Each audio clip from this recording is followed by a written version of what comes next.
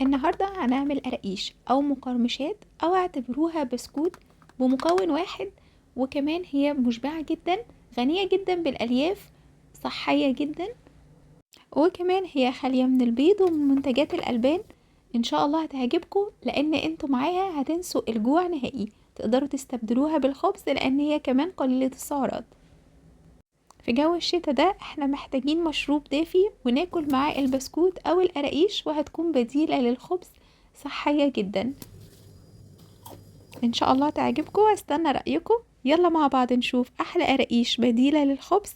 بس قبل ما نبدأ، لو اول مرة تشوفوني ما تنسوش اشتراك وتفعيل زر الجرس او الجرس عشان يوصلكم اشعار بكل فيديو جديد، ولايك وشير لو عجبكم الفيديو. يلا مع بعض نبدأ بالمكونات والطريقة. بسم الله، وتعالوا النهاردة هنتكلم على المكون الأساسي للقراقيش بتاعتنا أو البسكوت المشبع بديل الخبز. المكون الأساسي معانا هو دقيق الشعير. دقيق الشعير تقدروا ان انتوا تحضروه في البيت، وتقدروا ان انتوا تجيبوه جاهز، هو بيتباع في الماركت وكمان عند العطارين. لكن الأفضل هو النوع اللي بيكون موجود في الماركت، نوع دوبيلا، حلو جدا، وكمان الدقيق بتاعهم ناعم ومطحون كويس جدا فيه، عشان كده بيدي نتائج كويسة جدا في المخبوزات. والمكون التاني معايا هو زيت جوز الهند، اداله طعم حلو قوي. بس انا هنا مستخدمة نوع شانا، هو نوع بيكون بكر عضوي، فاتأكدوا قبل ما تستخدموا الزيت ان هو يكون للطبخ وكمان يكون بكر ويكون عضوي، ده بيكون الافضل. انا عندي كوباية ونص من دقيق الشعير، وكمان هاخد معلقتين كبار من زيت جوز الهند. زيت جوز الهند هو في الشتاء بتلاقوه بيكون متجمد وبيكون زي الزبدة، فانا حطيته في مية سخنة، حطيت البرطمان لغاية مساح الزيت، وبعد كده بدأت ان انا اخد معلقتين كبار بالمعلقة المعيارية زي ما انتوا شايفين. هما دول مكونات القراقيش او البسكوت اللي هيكون بديل للخبز ان احنا نفطر بيه ومشبع جدا. معايا كمان رشة من الملح، ومعايا مادة رافعة هو نص معلقة صغيرة من البيكنج باودر. على طول مع بعض هنبتدي في الوصفة. هنجيب البولة بتاعتنا وهنضيف ليها كوباية ونص من دقيق الشعير، وهنضيف رشة صغيرة جدا من الملح. انا مش عايزة البسكوت او القراقيش تكون مالحة معانا، فضفت رشة صغيرة، ونص معلقة صغيرة من البيكنج باودر. انا هضيف نكهة او طعم للقراقيش او البسكوت، فهضيف ليها معلقة صغيرة من اليانسون، وكمان معلقة صغيرة من حبة البركة. تقدروا تستخدموا كمون لو انتوا حابين تضيفوا حبوب الكمون، هيكون بطعم حلو قوي. وكمان تقدروا تضيفوا بذور الكتان او بذور الشيا، كلها اضافات هتكون حلوة جدا وهتحسسكم بالشبع اكتر. ودلوقتي هضيف معلقتين كبار من الزيت، زيت جوز الهند اللي احنا جهزناه مع بعض، وعندي نص كوباية من المية هبدأ ان انا اعجن بيها وانزل تدريجي. ما تضيفوش المية مرة واحدة، لان كل نوع دقيق بيختلف في كمية المية اللي احنا بنستخدمها اثناء العجن.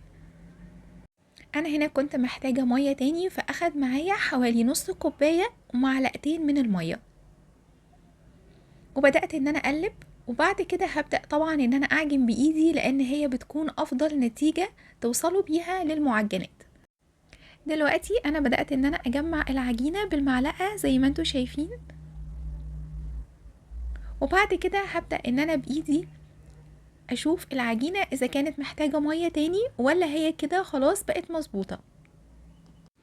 العجينة كده مظبوطة جدا وما احتاجتش ان انا اضيف اي مية ليها. شايفين هتلاقوها اتجمعت معاكم، بقى معاكم عجينة طرية جدا. هو ده القوام اللي انا عايزاه لعجينة البسكوت او القراقيش بتاعتنا. دلوقتي هبدأ ان انا اجهز معايا كيس من اكياس التخزين، هفتحه وهبدأ ان انا اضيف ليه معلقة صغيرة من الزيت عشان افرد فيها العجينة وتكون سهلة عليا ان انا اشكلها، وابدأ ان انا اضيفها معايا لصينية الخبز. فدهنته بمعلقة صغيرة من زيت جوز الهند، وبعد كده هبدأ اخد جزء من العجينة بتاعتنا. العجينة طرية وحلوة قوي، شايفين؟ بدأت ان انا اجمعها واحطها في الكيس، وده بيكون سهل جدا. يعني انصحكم دايما لما تيجوا تعملوا معجنات ان انتوا تحطوا كيس من اكياس التخزين تفتحوه، هيكون سهل قوي في ان انتوا تفردوا العجينة وتنقلوها صينية الخبز. بدأت ان انا اضغط بايدي الاول زي ما انتوا شايفين، والعجينة طرية وكانت بتتفرد معايا بسهولة. وبعد كده بدأت ان انا افردها بالنشابة. انا عايزة اعمل سمكها يكون متوسط، مش عايزة عجينة رفيعة خالص، وكمان مش عايزاها تكون سميكة عشان يطلع مقرمش معايا. انا كمان هضيف رشة على الوش من حبة البركة، تقدروا تضيفوا رشة من اليانسون اللي انتوا حابينه. وهبدأ اضغط ضغطة خفيفة بس بالنشابة عشان الحبوب تمسك في العجينة. وبعد كده هبدأ ان انا اقطعها. قطعوها باي شكل تفضلوه، اي قطعة عندكم انتوا حابين ان انتوا تعملوا بيها القراقيش. انا عندي قطعة زي ما انتوا شايفين مستطيلة، فبدأت ان انا اقطعه.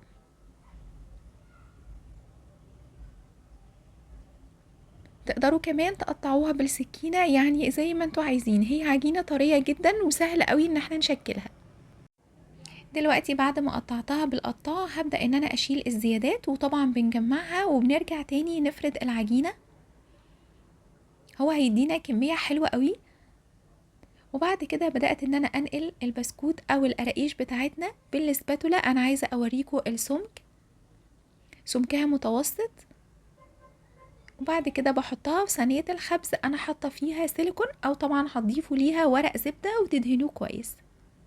شايفين العجينة جميلة ازاي؟ انا اخدت الجزء التاني من العجينة بعد ما نقلت البسكوت اللي انا قطعته للصينية، وهبدأ ان انا افرده بالنشابة. وهسيب هنا العجينة سادة، مش هحط ليها على الوش حبة البركة او ينسون، يعني زي ما انتوا حابين. وانا هنا بدأت ان انا اقطع العجينة بالسكينة. لو حابين بالقطاعة او بالسكينة، انا بوريكم ان العجينة سهلة جدا ان احنا نشكلها، يعني حسب المتوفر عندكم. هبدأ اخد الزيادات، وبعد كده هقطع معايا العجينة بنفس الشكل. وانا حبيت ان انا اعمل جزء عليه من الحبوب وجزء يكون سادة، وقطعته بنفس الشكل بتاع القطاعة عشان يكون معايا البسكوت او القراقيش كلها بنفس الحجم وبنفس الشكل.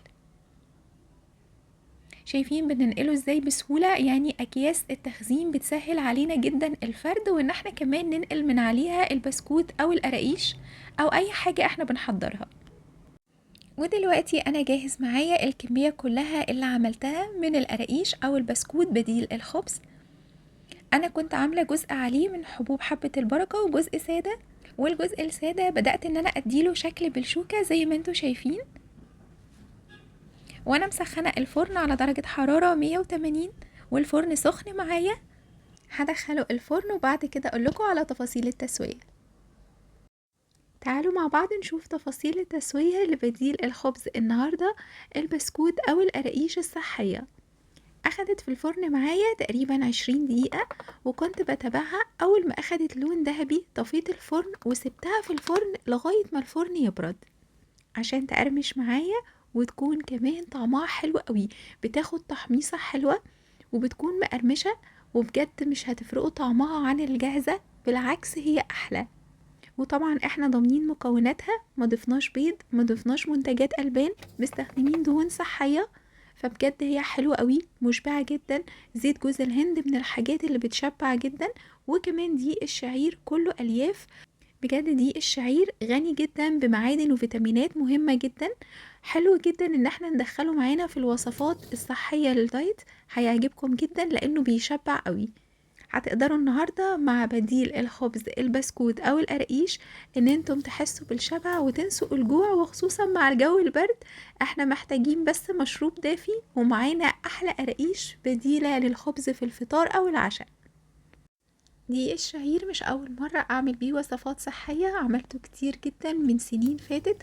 عملت منه فطاير صحية جدا ومشبعة، وكمان عملت الخبز البلدي بمكون واحد.